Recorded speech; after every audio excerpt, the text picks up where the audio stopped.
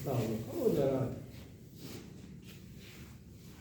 Уважаемые родственники, уважаемые присутствующие и коллеги, Владимир Петрович настолько замечательно к нам относился, к студентам, когда мы учились у него, что я вспоминаю очень с большой теплотой те лекции, которые он читал, когда мы могли спокойно обращаться с задней галерки, с задней парты Владимиру Петровичу и просить его прокомментировать некоторые свои формулы. Ну, такие случаи бывали у нас.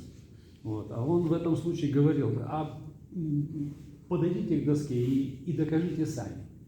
И тогда нам приходилось спускаться вниз, и вот это было незабываемо. До сих пор помню эти лекции, когда мы могли так свободно спускаться к лектору, к профессору, значит, и он, вернее, мы с его активной помощью добивались нужного результата. Это замечательные качества. И потом мы с моим товарищем Александром Столыпко, когда на третьем курсе решили прийти на кафедру, мы пришли именно к нему с просьбой дать нам какой-нибудь, значит, проект, научное задание.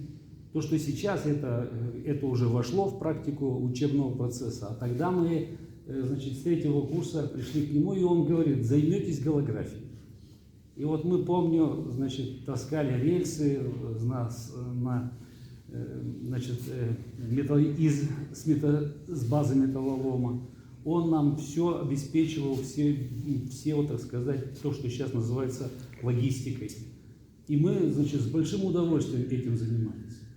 Создали установку, и Владимир Петрович всегда интересовался, как происходят наши дела. Но потом наши пути с моим товарищем Александром разошлись, он присутствует здесь тоже.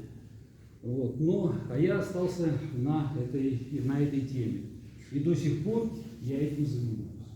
Поэтому Владимира Петровича я все время помню и буду помнить. Всем.